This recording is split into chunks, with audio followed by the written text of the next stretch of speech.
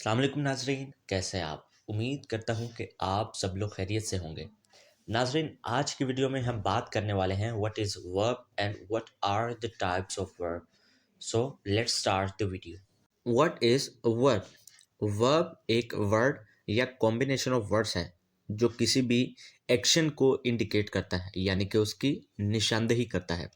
Verb किसी भी एक सेंटेंस का वो पार्ट होता है जो हमें ये बताता है कि सब्जेक्ट क्या परफॉर्म करता है, यानी एक जुमले में सब्जेक्ट क्या काम सर अंजाम देता है।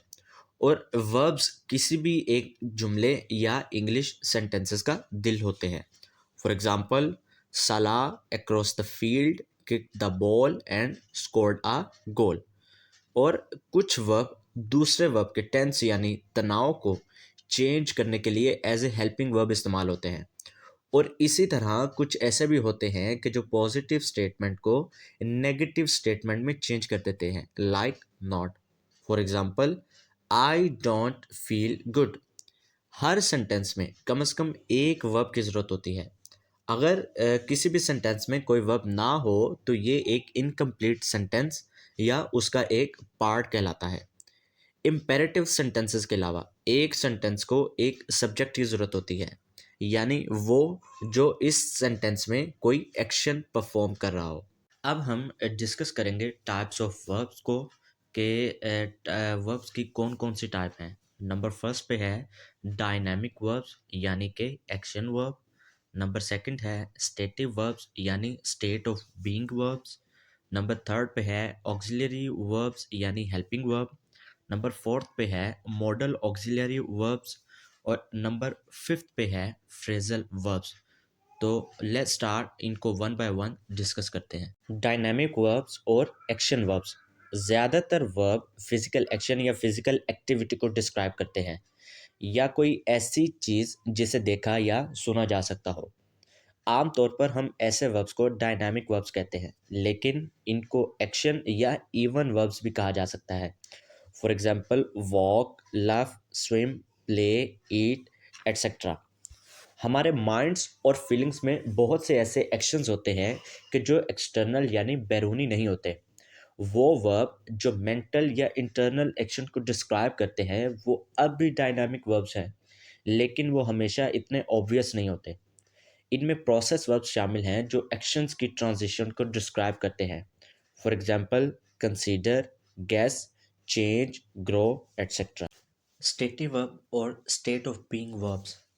Stative verbs dynamic verbs of action का ऑपोजिट है।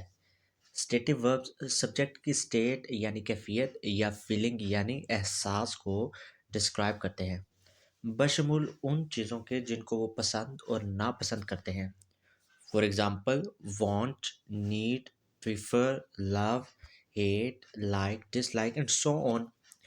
स्टेटिव वर्ब्स के सबसे इम्पोर्टेंट हिस्सों में से एक ये है कि आप इन्हें कॉन्टिन्यूस टेंसेस में यूज़ नहीं कर सकते। स्टेटिव वर्ब्स सिंपल टेंसेस पर स्टिक यानी कायम रहते हैं या कभी कभार परफेक्ट टेंस का इस्तेमाल करते हैं।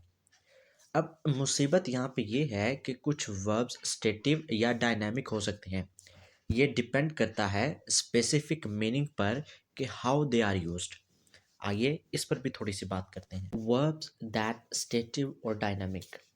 बहुत से वर्ब्स ऐसे होते हैं कि जिनके एक से ज़्यादा मीनिंग्स होते हैं, इसलिए इन्हें स्टेटिव या डायनामिक वर्ब्स के तौर पर इस्तेमाल किया जाता है।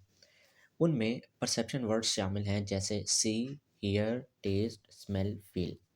जब परसेप्शन वर्ब्स को इनवॉलेंट्री एक्शन यानी गैर इरादी तौर पर इस्तेमाल किया जाता है, जैसे पैसिव या अनइंटेंशनल यानी बगैर सोचे समझे एक्शंस, तो वो स्टेटिव वर्ब्स होते हैं। और ये उस वक्त अप्लाई होता है जब ये वर्ब्स जनरल सेंस में यूज़ होते हैं, एक ऐसी हालत जो हमेशा होती रहती है। For example, I can't see with out my glasses. और जब वही वर्ब्स किसी वॉलेंट्री एक्शन यानी गैर मखसूस या आर्जी वाक़यात के लिए इस्तेमाल होते हैं तो वो डायनामिक वर्ब्स होते हैं। दूसरी चीज़ों के अलावा इसका मतलब ये है कि वो कॉन्टिन्यूस टेंसेस में इस्तेमाल हो सकते हैं। For example, I have not been seeing well since I lost my glasses. Auxiliary और हेल्पिंग वर्ब्स। ऑक्सिलरी वर्ब्स या हेल्पिंग वर्ब्स इंग्लिश में किसी दूसरे वर्ब के टेंस यानी तनाव, वॉइस या मूड को तब्दील करने के लिए इस्तेमाल होते हैं।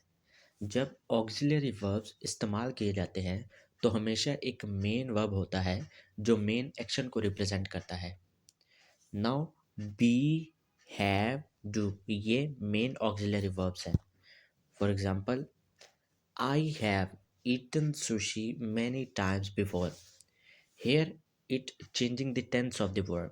Now second one, that piece of sushi was eaten by me. Here it changing the voice of the verb. Now third one, did you eat my sushi?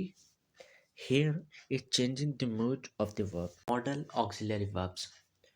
कुछ auxiliary verbs necessity यानी ज़रूरत, possibility यानी इम्कान और capability यानी काबिलियत को जाहिर करने के लिए दूसरे verb में शामिल किए जाते हैं।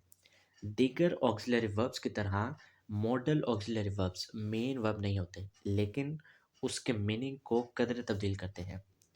यहाँ पे मैं कुछ कॉमन एग्जांपल्स आपके साथ शेयर करता हूँ। Can, may, could, should, would, must, ought and might, ये कुछ कॉमन एग्जांपल्स हैं। अब इनको एक सेंटेंस की शक्ल में देखते हैं।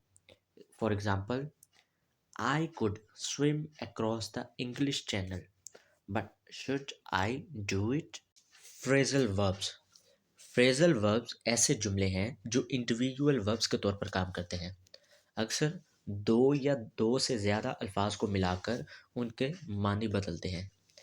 गेट वर्ब मिसाल के तौर पर जब डिफरेंट prepositions के साथ मिलाया जाए तो बहुत से मुख्तलिफ फ्रेजल verbs बन जाते हैं। For example, when the bus stops, passengers get out on the sidewalk.